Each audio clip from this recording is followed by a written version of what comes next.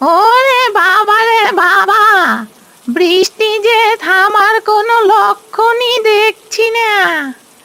এই বৃষ্টির ভেতরে হোটেল আজকে খুলবো কিভাবে? ওইদিকে আবার কত মানুষ যে আমার হোটেলে খাওয়ার জন্য অপেক্ষা করছে কে জানে। না বাবা না, আমার আর এই বৃষ্টির জন্য অপেক্ষা করা একদমই ঠিক হবে না। এর চেয়ে আমি একটা ছাতা নিয়ে আমার হোটেলে চলে যাই। বৃষ্টির ভেতরে যদি দু একটা কাস্টমার পাই তাহলে আমার হয়ে যাবে।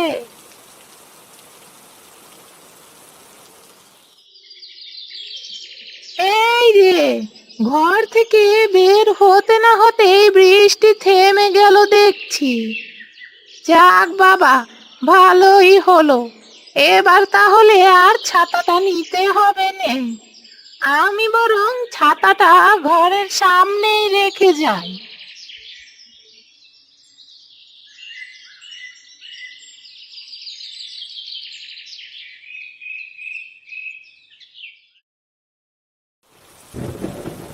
এই যা, আবার যে বৃষ্টি শুরু হয়ে গেল। কেন যে ছাতাটা বাসায় ফেলে আসলুম?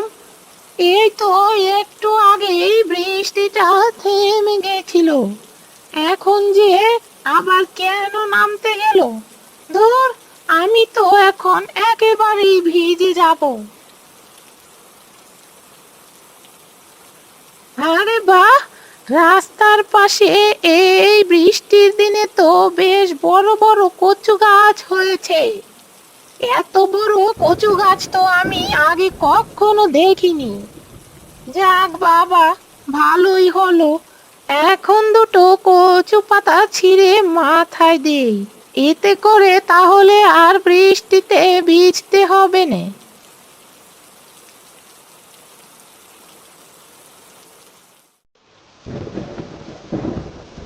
আরে ও বুড়িমা, তুমি আমাদের না খেয়ে মারবে নাকি? জলদি করে হোটেলটা খোলো তো, খিদে জ্বালা যে পেটল ভেতর ছুঁচো যাচ্ছে। আরে দাঁড়া রে দাঁড়া, এখন ওই দোকানটা খুলছি। এই বৃষ্টির ভেতরে তো বাসা থেকে বের হতে পারছিলাম না, নইলে তো আরো আগে সেই দোকানটা খুলতাম। আরে ও বুড়িমা, তুমি তো জানো তোমার হোটেল ছাড়া যে আমরা আর অন্য কোনো হোটেলে খাবার খাই না। সেটা কি হয়ে গেলে? বৃষ্টি হোক আর ঝড় হোক, তোমার হোটেলে আমরা খাওয়া কখনই তো বন্ধ করবো না। কারণ তোমার হোটেলের খাবারগুলো যেমন সস্তা, তেমনই খেতে খুবই সুস্বাদু আর মজা। আরে ও বুড়িমা, তোমার হাতে দেখছি কচু পাতা। তা আজকে কি আমাদের কচু শাক রান্না করে খাওয়াবে নাকি? ইস, এত বড় কচু শাক রান্না করলে তো বেশ মজাই লাগবে। তা তুই মন দিয়ে বলিস নি, জীবনে হোটেলে অনেক খাবার খেয়েছি, মাছ মাংস কোরমা কালিয়া, কিন্তু কখনো কচু শাক রান্না করা খাইনি। বুড়িমা, আজ তুমি এই কচু শাক আমাদের রান্না করে খাওয়াবে নাকি? তোরা যদি বলিস তাহলে আজ এই কচু শাকগুলো রান্না করব। এখন তোরা একটু শর্ত, দোকানটা খুলে নেই।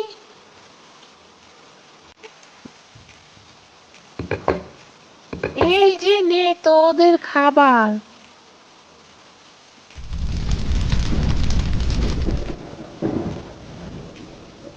দেখেছিস ছোটু, দেখেছিস হতচ্ছাড়াগুলো আমার হোটেলে খেতে না এসে ওই বুড়ির হোটেলেই খেতে গেল। কি এমন হতো এই বৃষ্টির ভেতরে আমার হোটেলে খেতে আসলে? দাম না হয় একটু কমিয়ে রাখতাম। যত সব হতচ্ছাড়ার দল। ওস্তাদ, বুড়িমার হাতের রান্না কিন্তু খুবই সুস্বাদু আর মজার। সে কারণে তো প্রতিদিন ওই বুড়িমার হোটেলে অনেক লোকেরাই খেতে আসে। আর আমাদের হোটেলের সামনে তো ভুলেও কেউ আসে না। এ বুড়ির জন্য দেখি আমাকে ব্যবসা বাণিজ্য ডুবিয়ে এই গ্রাম ছেড়ে পালাতে হবে। না বাবা না, আমি অত সহজে ছাড়ার পাত্র না। আমাকে যে করে হোক কিছু একটা এখনই করতে হবে, নইলে কোন দিন যে এই বুড়ির জন্য আমার ব্যবসা লাটে উঠে যাবে বুঝতেই পারবো না।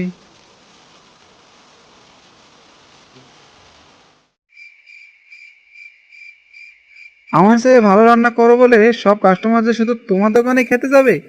না বাবা না, অত সহজ না। এখন তোমার এমন ক্ষতি করবো যে না থাকবে বাস আর না বাজবে বাঁশি। হি হি হি।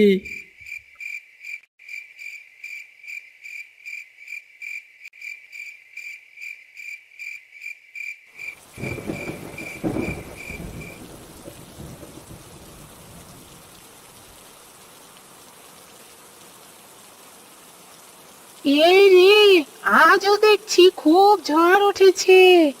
এই ঝড়ে আমার ভাতের হোটেলটার কোনো ক্ষতি না হলেই বাঁচি।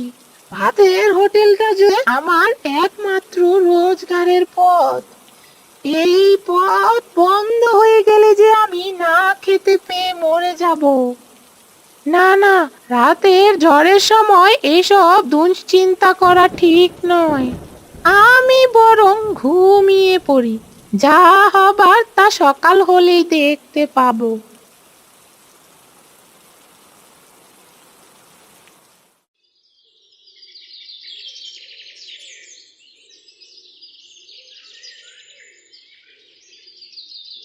হায় হায় হায়, এ কি ক্ষতি হয়ে গেল রে! ঝড়ের রাতে যে আমার পুরো ভাতের হোটেলটা ভেঙে ফেললো রে। এখন আমি কোথায় রান্না করব গো? হায় হায় হায়, আমার যে সব শেষ হয়ে গেল। আর কেঁদো না বুড়িমা, সব দেখবে একদিন ঠিক হয়ে যাবে। আরে এই কালু, একটা বিষয় ভেবে দেখেছিস? এত সামান্য চড়ে বুড়িমার ভাতের হোটেলের চাল আকাশ উড়ে গেল কিভাবে? সে তো আমিও বুঝতে পারছি না। এখন অনেক খিদে পেয়েছে, কি যে করি। বুড়িমার ভাতের হোটেলটা তো দেখছি বন্ধ। এই চল, আজ না হয় আমরা ওই নিতাইদার হোটেলে গিয়ে খাবার খেয়ে আসি। হ্যাঁ ভাই, তাই চল।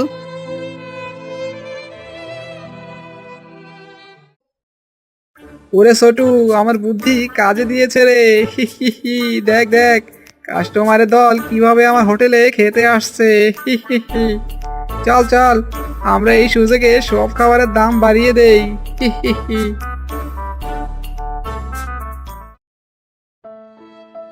হায় হায় হায়, আমার যে সব শেষ হয়ে গেল গো।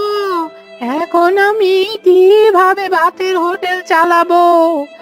এক রাতে সামান্য একটু ঝড় এসে আমার পুরো হোটেলটা যে ভেঙে একেবারে তছনছ করে দিল গো। আরে ওই তো বড় বড় কতগুলো কচু গাছের পাতা দেখছি। এই পাতাগুলো তো খুবই বড়। হুম, আমি এই পাতাগুলো দিয়ে যদি ভাতের হোটেলের চাল বানাই, তাহলে তো বৃষ্টির পানি আর আমার হোটেলে পড়বে না। যাই, কাজে লেগে পড়ি। আর দেরি না করে কতগুলো বড় বড় দেখে কচু গাছের পাতা দিয়ে হোটেলের চালটা বানিয়ে ফেলি।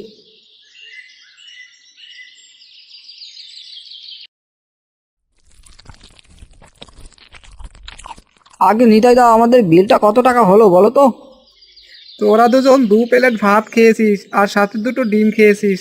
ভাতের দাম 2 প্লেটের হয়েছে 50 টাকা করে, মোট 100 টাকা। আর 2টো ডিমের দাম 50-50 করে 100 টাকা হয়েছে। মোট তোদের বিল এসেছে 200 টাকা। কি, 200 টাকা? শুধু ভাত আর ডিমের দাম 200 টাকা? কি সব আগব তাবল বকছো? একটা ডিমের দাম তো মাত্র 10 টাকা। সেখানে তুমি না হয় 20 টাকা রাখতে পারো, কিন্তু তাই বলে একটা ডিমের দাম তুমি 50 টাকা করে রাখবে? এই শোন তোরা, এটা আমার ভাতের হোটেল, বুঝলি? আমি যত টাকা চাইবো তত টাকায় তোদের দিতে হবে। এতে যদি তোদের পছন্দ হয় তাহলে আমাদের হোটেলে খাবি, আর পছন্দ না হলে না খেয়ে থাকবি। এখন যে কয় টাকা বিল হয়েছে সে কয় টাকা দিয়ে এখান থেকে ভাগতো। এটা তো তুমি আমাদের সাথে জুলুম করলে নিতাইদা। না না না, এটা কিন্তু একদমই ভালো হলো না। দেখবে বিধাতা তোমার এই জুলুমের বিচার আজ হোক বা কাল ঠিকই করবে। আরে যা যা, এত বাজে বকিস না তো। যত সব, তোদেরকে কি আমি জোর করে খাইয়েছে নাকি? এখন 200 টাকা দিয়ে বিদেই হ জলদি।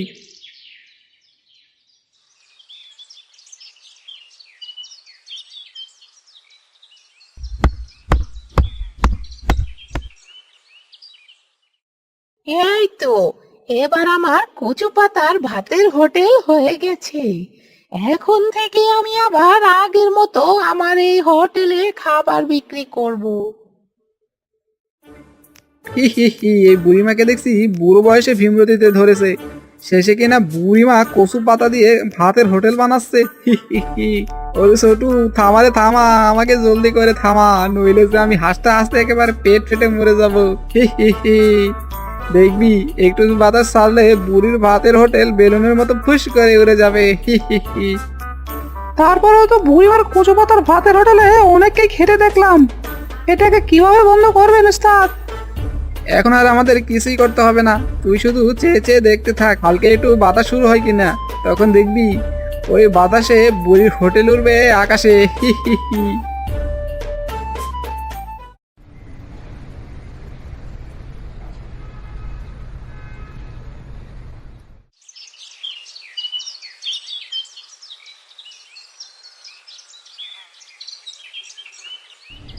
ভাগ্যিস বুড়িমা আবার কচু পাতা দিয়ে হোটেলটা চালু করেছিল, নয়তো ওই দুষ্টু নিতাইয়ের কাছ থেকে আমাদের বেশি দামে খাবার কিনে খেতে হতো।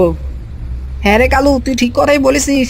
আজ বুড়িমা না থাকলে দেখতি আমাদের পকেট থেকে ওই নিতাই অনেক টাকাই কেটে নিয়ে যেত। আরে ছোটু, এ কি, আমাদের হোটেলে তো কোনো লোকই খেতে আসছে না, সব লোক তো দেখছি ওই বুড়ির কচু পাতার হোটেলেই খেতে যাচ্ছে।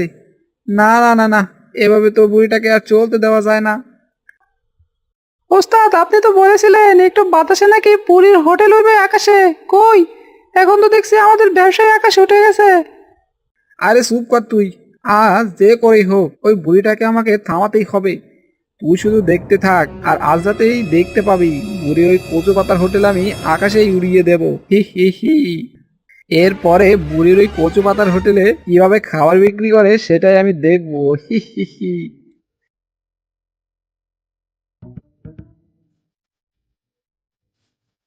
এই নে, এখানে তুই যত টাকা চেয়েছিস ঠিক তত টাকাই আছে। যদি তুই কাজটা ঠিকঠাক মতো করতে পারিস তাহলে তোকে আমি আরো কিছু টাকা বকশিয়ে দেবো, বুঝলি? আগে ঠিক আছে রাজামশাই, আপনি যেভাবে বলছেন ঠিক সেভাবেই কাজটা করে দেব। আরে এই হতচ্ছাড়া, আমি আবার রাজামশাই হলাম কি করে? আমি তো তোর নিতাইদা। মদ খেয়ে দেখছি সব উল্টো পাল্টা বকছিস। বলছি কি, কাজটা তুই ঠিকঠাক মতো করতে পারবি তো? আগে হ্যাঁ নিতাইদা, তুমি একদম চিন্তা করো না, তোমার কাজ আমি ঠিকঠাক মতোই করে দেব।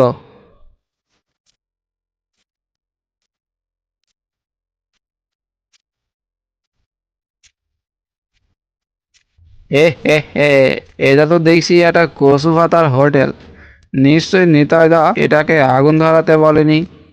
আরে ওই তো একটা সুন্দর হোটেল দেখতে পাচ্ছি, বাহ, কতই না সুন্দর দেখা যাচ্ছে হোটেলটা।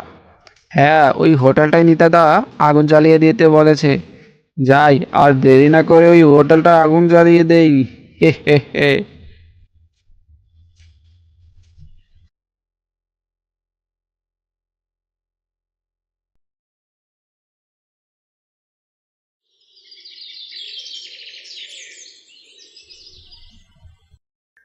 হায়, এ আমার কি ক্ষতি হয়ে গেল রে! শেষে কিনা আগুনে আমার পুরো হোটেলটাই পুরো ছাই হয়ে গেল। হায়, আমি এখন কিভাবে নিজের সংসার চালাবো গো? সংসার চালাতে না পারলে যে বউ বাচ্চা নিয়ে না খেয়ে মরতে হবে। হে বিধাতা, এ আমার কি হয়ে গেল! শেষে কিনা আমি নিজের পায়ে নিজেই কুড়োল মারলাম। হায়। উস্তাদ, আমি আজ থেকে আর আপনার হোটেলে কাজ করব না। আপনার মতো এত খারাপ আর নিচু মানুষের সাথে আমি আর থাকতেও চাই না। আপনি বুড়িমার হোটেল আগুন দিয়ে পুড়তে গিয়ে নিজের হোটেলটাই পুড়িয়ে ফেলেছেন। সি। আজ আপনার এই অবস্থার জন্য আপনি নিজেই দায়ী। আপনি অন্যের ক্ষতি করতে চেয়েছিলেন, এখন দেখুন বিধাতা আপনার নিজেরই ক্ষতি করে দিল।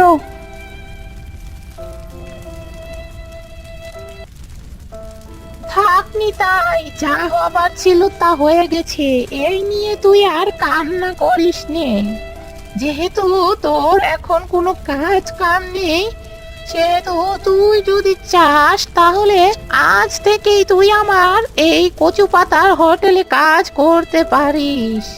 চিন্তা করিস না, আমি তোকে ভালো একটা মাইনেই দেব, যাতে তুই তোর বউ বাচ্চা নিয়ে সুখে শান্তিতে থাকতে পারিস। বুড়িমা, তুমি আমাকে ক্ষমা করে দাও। তোমার ক্ষতি করতে গিয়ে আজ আমার নিজেরই ক্ষতি হয়ে গেল। এত কিছুর পরেও তুমি আমাকে একটা কাজের ব্যবস্থা করে দিচ্ছ। তোমার এই ঋণ আমি কোনোদিনও শোধ করতে পারবো না বুড়িমা। হয়েছে হয়েছে, এবার তুই কাল থেকে আমার হোটেলে কাজে লেগে পড়। দেখিস আমরা দুজন মিলে কাজ করলে অনেক টাকা আয় করতে পারবো।